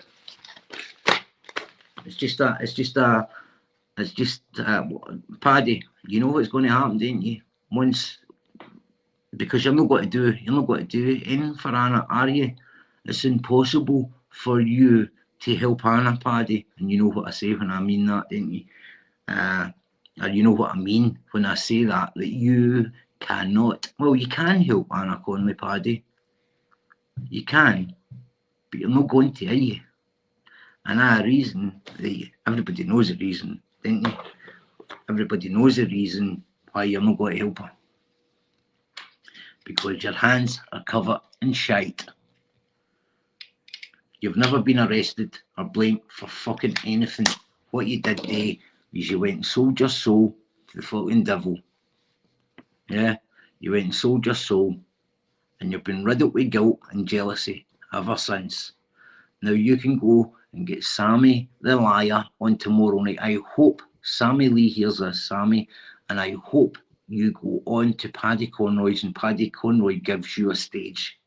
Because female or not female, I will swear on the fucking Bible that everything I say about you and Paddy Conroy to be the truth. Nothing but the truth.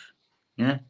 So I hope Paddy, I hope Paula runs along there and upset Sammy Lee's night and tell her it's my blessings. I give my blessings that she goes on to Paddy Conroy's podcast. You know, the man that get caught with, the man who downloaded child pornography, but it was spam. Yeah. And as for his book that he says Cookie stole, I bought it at the car boot sale. The boy was only wanting £30 for it. That was it. I gave him 10 bob. I gave him 50p for the book. At the end of the day, if you listen to his lives now, Anna, if you're listening to his lives now, you'll hear him coming out now about how he really felt about Viv Graham. Okay? You'll hear how he really felt about Viv Graham. And next time I'm going to be covering a few other things as well, because at the end of the day, I think it's only fair that we get to, we can, at the end of the day, guys, we can't be grassies either, can we? But Paddy Conroy is not going to go and do any more lie detector tests, and that I can guarantee you, because he's got no control over what's said. I mean, we've got to look at other things he's tried to do over the past bloody year when he returned back to YouTube. The girl who got made try to make false rape allegations against Michael Sayers and stuff like that. I mean, at the end of the day, Paddy, come on.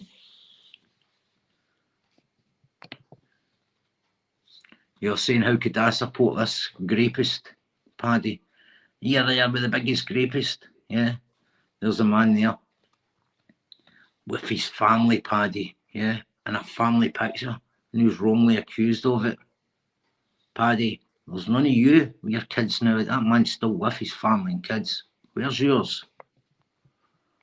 Where's yours, Paddy? At the end of the day, you can't blame anybody for anything other than yourself. When you downloaded that shit to your computer, whatever way you were doing it, I don't care. It was you, Maureen, that seen it, and it was fucking Maureen that told you to get it deleted. And it was you that made the Facebook post. And if you hadn't put the Facebook post out there, Paddy, nobody would have ever have known about it. Why did you put the Facebook post out saying it was the police planting that stuff on you? I do not know.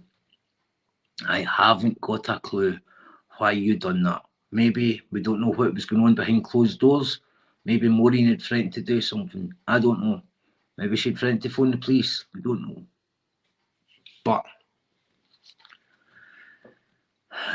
hang on, guys.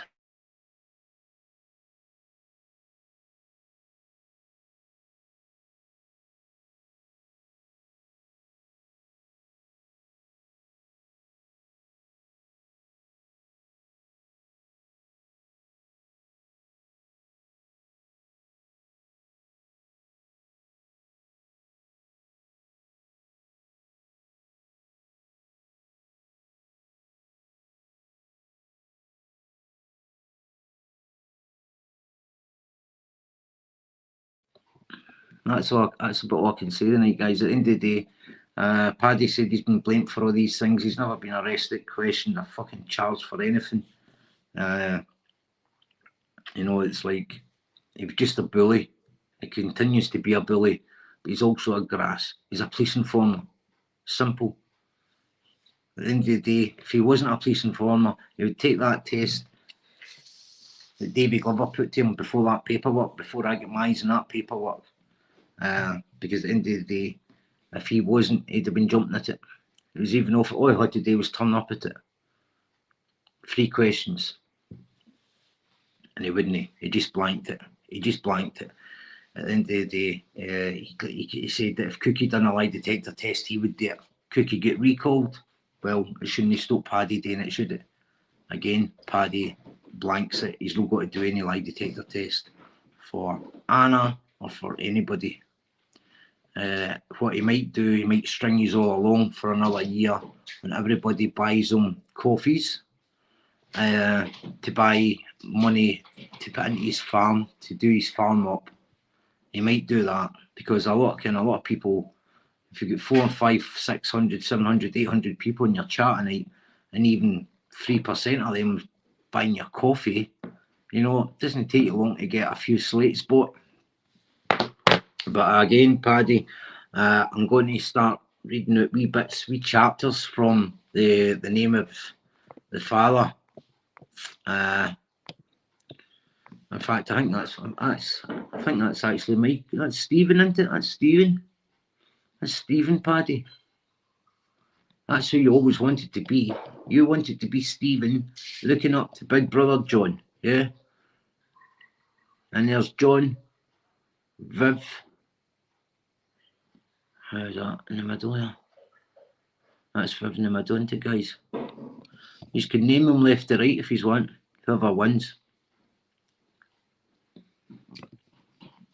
Daniel Bell, mate, I'm quite happy for you to jump on here anytime and have a wee conversation with us. You don't need to shout. I'm quite sure you're mature enough. I mean, I know you're right to write in capital letters. That's okay. You know, I used to write in capital letters when I was at school, and the teacher wouldn't listen to me because I thought I knew best. You know, Daniel there is unblocked tonight, mate. In fact, where is Al Dents? Al Dents asked me to block you. Is Al Dents in the chat? He asked me to unblock Daniel, please. And I said, one if he's fucking sensible. If he comes in and just starts swearing and that, I'll just block him. But if he wants to come in and ask questions, feel free. In fact, Daniel, I'll give you a chance, right? Because what I'm going to do here, I don't care how many trolls come in, right? I'm speaking to Daniel right now.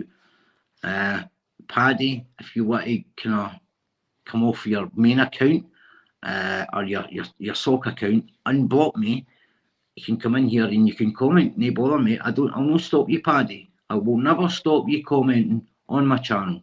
As much as you block me and then go and say things about my missus and all the rest of it, I will never block you, okay? Because blocking people, you're just blocking out the truth, Paddy.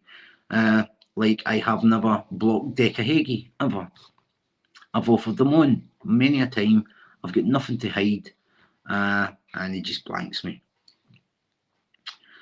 Right, Daniel, you fancy coming on, mate? I'm quite sure everybody would like to hear that. I mean, you need to give Daniel that. He is loyal. He is loyal to Paddy Conroy, and I respect people that's loyal to their people. For what reason? Is he stupid? I don't think so.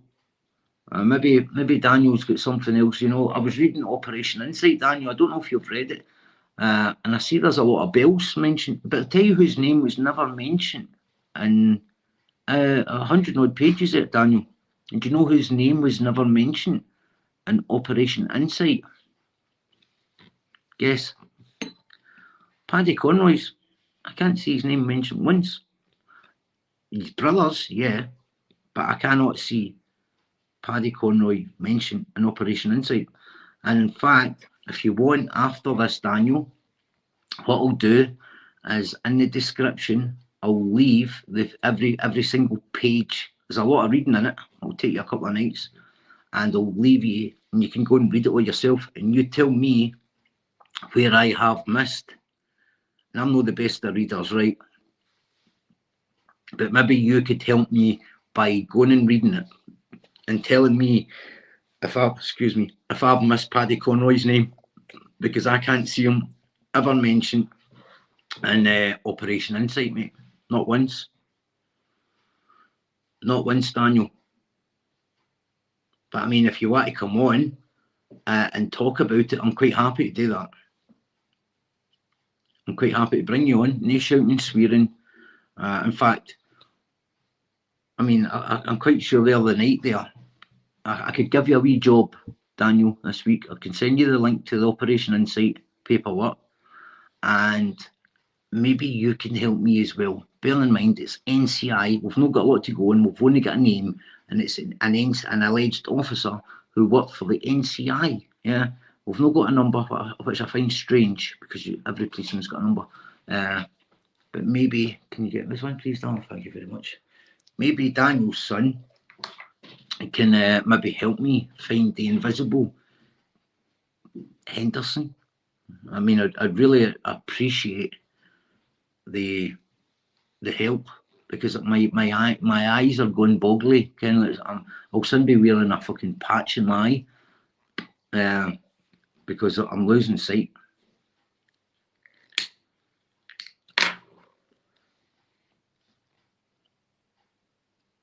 Where is he? Oh. Bugsies, you knowns, right? See the fact that they can't even spell buggies right. They just block them. Chelsea. I mean, they fucking can't even. When you've got a troll who can't spell, there's nothing worse. Right, tell us, why have you took on Steve Rafe's smear against Paddy? We'll see. Daniel, you'll be my witness to this. Yeah, you will be my witness to this, Daniel. I have never gave Steve Rafe a penny in regards to any funds or anything, correct? I might have bought him, maybe bought my coffee. Steve Rafe got a link. Let's say I bought my coffee, right, just to keep myself clear. Maybe 1 or 2 coffees, if I have, right? I have never put a penny to Steve Rafe, right? Okay. You will also agree, if you go back a year, 11 months maybe, there's a video on Karma Corner's channel, the very first video of me running about my fucking kitchen like a man with 3 heads, shouting and swearing and fucking a lot of people off. Okay? And fucking a lot of these people off, not once was fucking Paddy Conroy's name mentioned. However, Steve Rafe's name was fucked off. Sean Atwood's name was fucked off. I fucked a lot of names off that night, except Paddy Conroy's. So you might see where did the division come with. Okay. The fallout came through Tony Burkett blocking me off Paddy Conroy's chat when I was supporting Paddy Conroy. You were his moderator as well. You witnessed it. Did you have any control over it? I do not know, Daniel. But all I know was I get blocked off Paddy Conroy's chat by then Paddy Conroy's moderator, Tony Burkett. Fact. Then, obviously, fucking Tony got his way, and Tony just started blocking any day that had anything bad to say about Tony from Paddy Conroy's chat. Then, Paddy, obviously listening to Tony Burkett in his ear, talking shit about me, Paddy then starts coming out and spouting shit about me off the back of what Tony Burkett was telling him, which is absolute lies. Yeah, like saying Donna was a hooker and all that. That all came from Tony Burkett. So that answers your question there, Daniel. Yeah, I never went and took anything of Steve Rafe's smear campaign. Yeah, if that's what you want to call it. I went on my own accord because people know saying it was you, but Tony Burkett was telling Paddy Conroy things, and Paddy Conroy was repeating the words of Tony Burkett and attacking my missus. There you go. That's it all in one story there, Daniel, and you were there to witness it all. And I never had a problem with you, and you never ever had said anything. You were just doing what you done for Paddy, and then you went in and Donna. Then I turned my crosshairs running you. Simple. are never the problem. If even you're getting in and me, it was just a bit of banter. But you started getting personal with shit about Donna, and that's when I went in and you. Like, I went low with you. So, you witnessed it all, Daniel. Just have a wee bit of think back, and I'm quite sure that what I've just said there, you can actually go and check it, and you'll see I put 250 quid into Paddy Conroy's GoFundMe to get him Wi-Fi into his shed. That sounds like somebody that's wanted to do a fucking smear campaign, isn't it?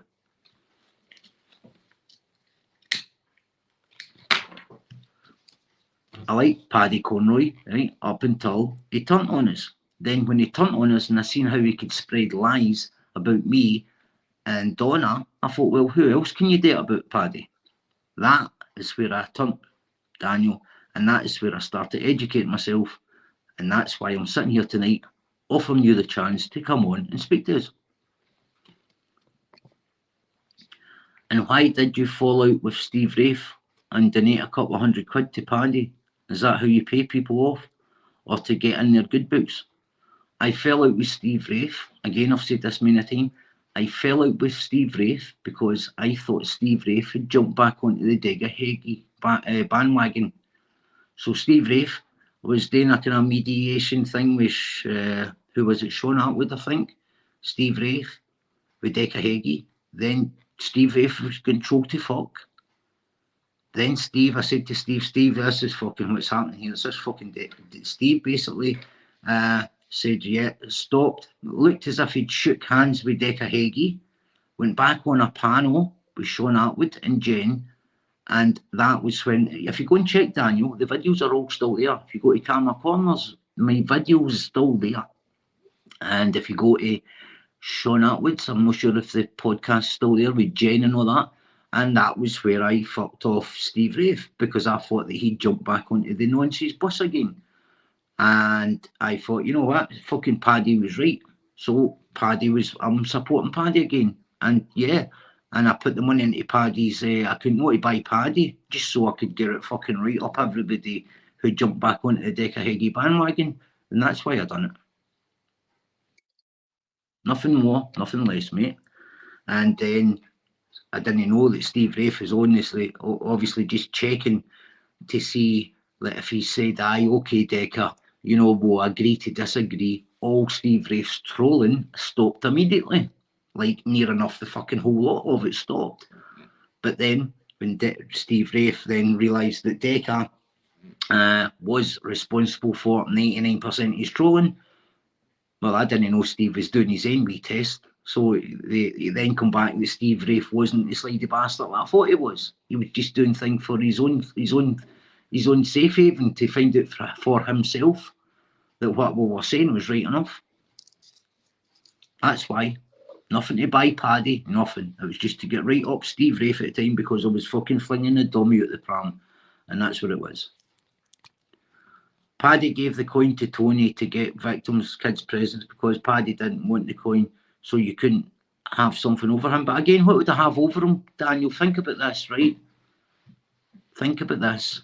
Think about this for a second. What could I have over Paddy Conroy?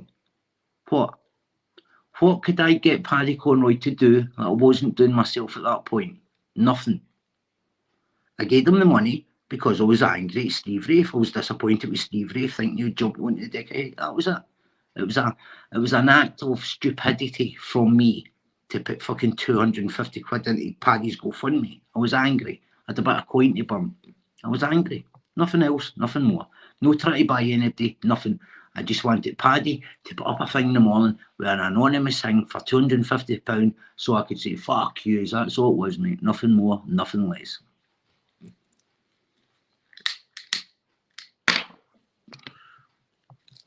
As I said, Toodle Pit, I'm off, boys and girls. Sleep well, Ginger. Not playing your games. Sorry, mate. Well, there you go. At the end of the day, Daniel's son, as I said to you, he asked me questions and I just told you the truth. That was my reasons, and at the end of the day, it's all there. You can go and check yourself. Nothing more, nothing less. I could not pay Paddy Conroy anything to do something for me correctly. Think about it. Anything I want to say, I want it done correctly. I want my name to it, like I've done tonight. Paddy Conroy was not fucking able of doing that when he was signing fucking Paul Ellis and Tony Burkett to be Child Protection Unit. Come on, Daniel, play the fucking game, son. What in their fucking right mind would put fucking Tony Burkett and Paul Ellis as CPU, Child Protection Unit? Think about it. Alright, you could say Paddy was only joking about it. Did the fucking 800 people watching his lives think he was only joking about it? No, they never. Why did they know? Because we were fucking near enough at Carlisle interviewing fucking victims of Decahegi. And that's not good. Anyway, good night, Daniel, son. Have a nice wee sleep there. And remember, don't go smoking dope all the years like Paddy, because you'll end up like him, dropping things and going round in circles. And I'm not going to block you, Daniel. You're welcome here anytime. Just don't go report my fucking videos and that. Was a hairbrained, Mr. X? Mate, basically Super Cove, and that's what happened, mate. And I've been very open about it. You know, because I had people in my ear saying, oh, Steve Rafe's a slimy cunt, he's this, that, and the next thing. You know, and I fucking stupidly, when I thought they'd jump back into the Deca fucking bus, I thought, yeah, well, these bastards are right. You know, it was the old divide and conquer group it was out. And but I wasn't the one that went a bit behind somebody's back. I just made it formal. Fuck you, Ray. Fuck you, Boyle. Fuck you. I just fucked everybody off that night. I was angry. And I said it as it was. And I meant every fucking word at the time. And the next day, when I watched that video, I was still that angry. I wasn't even embarrassed about it. In fact, I couldn't give a fuck about it. Say I'll be there forever. At the end of the day, what I said in it was the truth. At the time, that's how I was feeling. But Steve Rafe has turned out to be one of the soundest fucking guys on this internet. And that's a fact. That's a fact. At the end of the day, he didn't know me personally, so why should he just go and take my word for something? Yeah, go and find out for yourself, and that's what he did. He appeared to be friends with Decahegi again, just to see if the trolling stopped, and it did. Oh, but bearing in mind, fucking Newcastle was just getting bought over. You know what I mean? And near enough 99% of fucking trolling stopped immediately. I even get fucking Jamie Boyle to unblock Steve Rafe on Twitter. That's how good we're going, but except I was under the Ace of Spades at the time. And I was letting people know that I was going to be finding out who was behind a lot of trolling. I wasn't using our name Humble Dryer at the time. So I think the Ace of Spades, I kind of did blag. You know, there's a few people think, oh, here we go. But we did get to the back of a lot of people. And fucking hell. And then that, we stumbled across a lot as well. Hence the reason I'm here. But anyway, Danielson, you're going to have a nice sleep, mate. As I say, no hard feelings. At the end of the day, if you want to be brainwashed into believing that it's a smear campaign against Paddy Conroy, I can't change anything. I can't change anything of what you think. How are you getting on, Bluebells? Humble, where's the boss? I thought the brake pads would have been done by now. Chelsea, Buggies, what's happening, mate? Big up Buggies, big up Bluebells. ZZ, how does it end? I don't think it does end, mate. That's a good question. I don't think it can end for Paddy. The only thing that Paddy's going to do, I think, is turn the computer off. Because right now he's just got to bore everybody to death with conspiracies about Masons that nobody's interested in, let's be honest. He'll get people on like Sammy Lee and that, which will majorly backfire on him, because people that's followed all that stuff from everywhere, that'll backfire on him. But again, let people fucking find out the hard way. Yeah, where it ends for Paddy, I think he's just got to have to, he'll turn his computer off. He'll be left with no other option, because Anna Connolly's got the person say, Paddy, go and do it and shut them up. Go and do it, and he's got to fuck her right off. If he's not already doing that, he's got to fuck her right off. He's going to fuck her right off, and that's what the next thing that's going to come. He's going to fuck Christian off if he's not already done it at KRN TV, and then he's going to fuck Anna off, and then Anna is going to have everybody in the northeast behind her. And Paddy is then going to think, fuck, and he's off skate. I think that's what's going to happen. Personally, that's what I think. I think I feel sorry for Anna because she has been totally fucking brainwashed. I was brainwashed. I did believe that these sales were all these fucking that everybody was saying they were, but there wasn't everybody saying they were.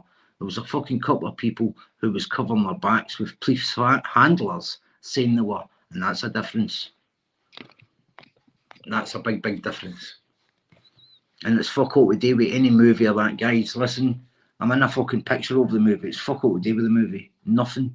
I started this before. Whether movie 1, 2, 3, 4, 5, 6, I couldn't give a fuck about movies. This is about somebody in there calling fucking people grasses at the end of the day when he's no right to be calling anybody anything. When he's never been questioned. Fucking can't mention any cops' names. The man is a fucking bad, jealous liar. And a really, really fucking bad liar as well. Really bad.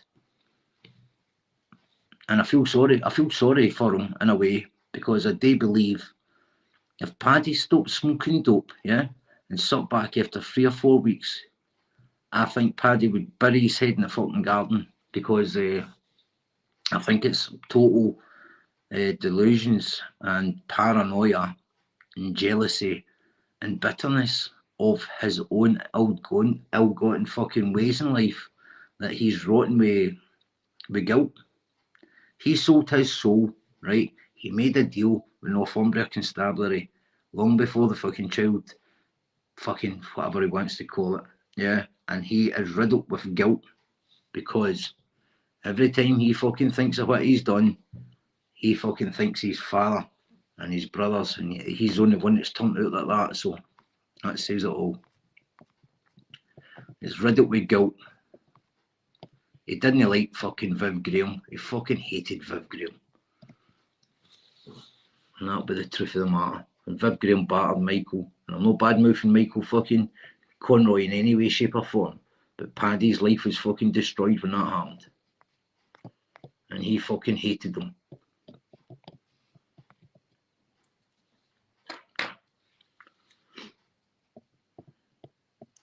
But ZZ, listen, mate. Right, let's say the drone thing is true and all the rest of it, right? What are they going to do? Fly a drone and what? Get a couple of fucking pictures of him or fucking shine it in his porter cabin window. To what? Think about it. What are they going to do? They're not going to drop guns and that. You're not going to get fucking drones that's going to go and pick up things and fucking guns and all that shit and plant things in his garden. If that's what happened, they'd have been doing it for a fucking laugh and nothing more, nothing less.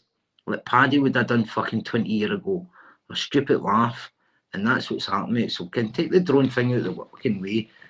Forget about it. The fact that he fucking sat and got a guy, laughed at a guy getting recalled when he's meant to be this old school villain. But yet it was alright when the guy was sitting in his shed and it looked like he could get the guy to say anything that Paddy fucking wanted me to say.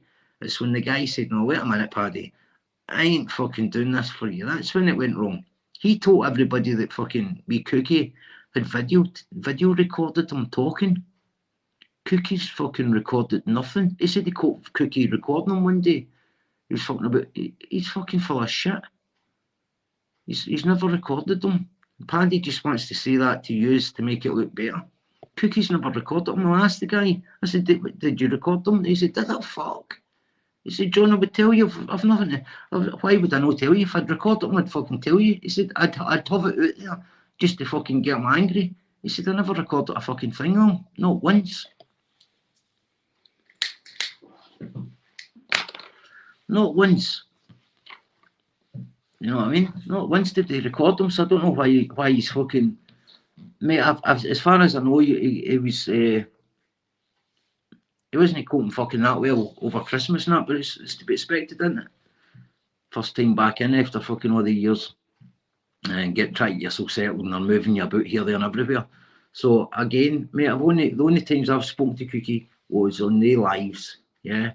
And I've spoken to his missus a couple of times. I've got Donna to message her at New Year, wish her a happy New Year, and at one at Christmas just to say we're asking. That's all. I don't know the guy, but I do know that where Paddy says that Cookie can't walk about his own area and everything, he's full of shit. Cookie walks about his own area and they're funding that out through other people. At the end of the day, I don't know what happened with the drone thing, right? And if it's going to court or whatever, I don't want to talk about it for fucking it up for anybody. I'm better just keep my nose out of that because it's active. But at the end of the day, let's face it, if it was true by Paddy's accounts, did it? I mean, bear in mind, we've not got anything assured that Cookie was there yet. Paddy's saying no, it was Cookie's son. Cookie's son was shagging Cookie's missus. That's what he turned it into, guys. But again, why did you attack a fucking woman's car? He never stated. He was stated the woman was driving the car. Why attack the woman's car? She's got right away. She can go up that fucking road if she wants. I just find the whole thing fucking bizarre. Absolutely bizarre.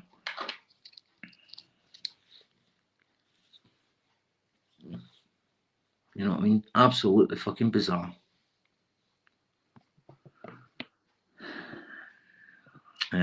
Right, guys, that's what I could say. I'm going to come on the next time. The next live, I'm going on tomorrow night with Stu Armstrong. 6 o'clock, I think it's set for. And then I'm going to be doing, you'll like it, I'm going to be doing bits of from Paddy's book and bits out the Sayers book, Tried and Tested. And again, you'll be able to pick the fucking what Paddy said, right? I mean, in the name of the father there, I mean, he's bigging up the Sayers left, right, and centre. It's fucking jealousy, guys. That's all. Jealousy and fucking guilt. But time will tell. I just want to thank everybody who came in the other night. Thank you, moderators.